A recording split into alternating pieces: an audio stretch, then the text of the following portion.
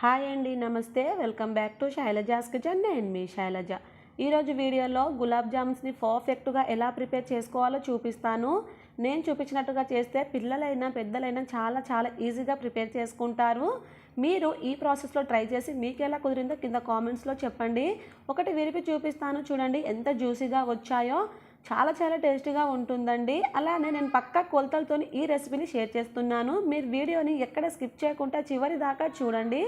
ఇక్కడ నేను ఎఫ్డిఆర్ గులాబ్ జామ్ మిక్స్ని తీసుకుంటున్నానండి. మీరు ఏ బ్రాండ్ గులాబ్ జామ్ మిక్స్నైనా తీసుకోవచ్చు. ఈ గులాబ్ జామ్ మిక్స్ని ఒక వెడల్పాటి మిక్సింగ్ బౌల్లోకి 1.5 కప్పుల వరకు వేసుకుంటున్నాను.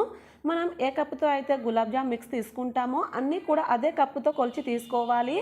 1.5 కప్పులకి మనకు పావు కప్పు వాటర్ పడుతుందండి. ఈ పావు కప్పు వాటర్ ఒకేసారి కాకుండా కొంచెం కొంచెంగా వేసుకుంటూ కలుపుకోండి. ఇన్ కేస్ మీకు వాటర్తో ఇష్టం లేకపోతే పాలతో కూడా కలుపుకోవచ్చు అండి. కాచి చల్లార్చిన పాలతో కలుపుకోండి. అలానే మనం కలిపేటప్పుడు ఎక్కువగా ప్రెజర్ ఇస్తూ కాకుండా ఇలా స్లోగా మిక్స్ చేయాలి.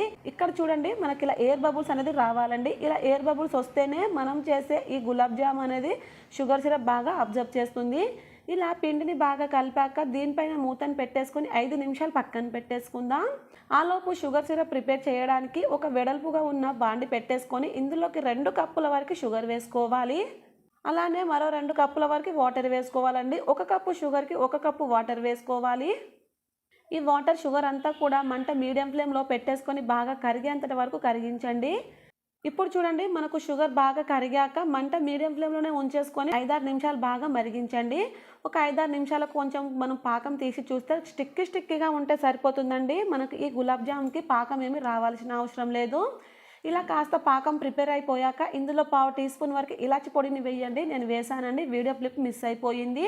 స్టవ్ ఆఫ్ చేసేసి దీనిపైన మూతను పెట్టేసుకొని దీన్ని రెడీగా పక్కన పెట్టేసుకుందాం. నెక్స్ట్ మనం ముందుగా కలిపి పెట్టుకున్న పిండి కూడా చూసారా కాస్త సాఫ్ట్ అయిందండి. ఈ పిండిని మరోసారి ఇలా కాస్త స్లోగా మిక్స్ చేసేసుకొని ఇప్పుడు దీంట్లో నుంచి మనము కొంచెం కొంచెంగా పిండి తీసేసుకొని రౌండ్ బాల్లా ప్రిపేర్ చేసుకోవాలి. ఇలా ఎక్కడ కూడా క్రాక్స్ లేకుండా బాగా ప్రిపేర్ చేసుకోండి.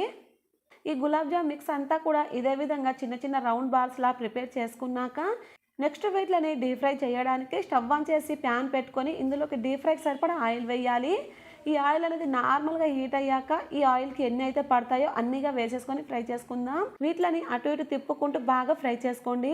అలానే ఫ్రై చేసేటప్పుడు మంట మీడియం ఫ్లేమ్లో పెట్టేసుకొని ఫ్రై చేయండి. ఇప్పుడు చూడండి, ఇలా బాగా ఫ్రై అయిపోయాయి కదా. ఇలా బాగా ఫ్రై అయిపోయాక ఆయిల్లో నుంచి సపరేట్ చేసేయడమే. మనం ప్రిపేర్ చేసుకున్న ఈ గులాబ్ జామ్స్ అన్నీ కూడా ఇదే విధంగా ప్రిపేర్ చేసేసుకొని ఒక ప్లేట్లోనికి తీసేసుకొని రెడీగా పక్కన పెట్టేసుకుందాం. వీటిని ఇప్పుడు మనము షుగర్ సిరప్లో వేసుకోవాలండి. దానికోసం మనకు షుగర్ సిరప్ అనేది కొంచెం గోరువెచ్చగా ఉండాలి. ఇన్ కేస్ మీకు షుగర్ సిరప్ అనేది చల్లబడిపోతే మళ్ళీ స్టవ్ ఆన్ చేసి కొంచెం గోరువెచ్చగా అయ్యే వరకు షుగర్ సిరప్ని ప్రిపేర్ చేసుకోండి. షుగర్ సిరప్లో జామున్స్ అన్నీ వేసాక దీనిపైన మూతను పెట్టేసుకొని 1/2 అవర్ వరకు పక్కన పెట్టేసుకుందాం. ఒక 1/2 అవర్ తర్వాత నేను మూత తీసి చూపిస్తున్నాను, చూడండి. మనకు షుగర్ సిరప్ అంతా కూడా జామున్స్ అబ్జర్వ్ చేసుకొని సైజ్ కూడా కొంచెం పెద్దగా అయ్యాయి కదండి. చూస్తే అర్థమైపోతుంది కదా. నేను ఒకటి విరిపి కూడా చూపిస్తాను, మీరు చూడండి మనకు ఎంత జ్యూసీగా వచ్చాయో. మీరు కూడా ట్రై చేయండి ఫ్రెండ్స్, ఖచ్చితంగా మీకు కూడా ఇదే విధంగా వస్తుంది.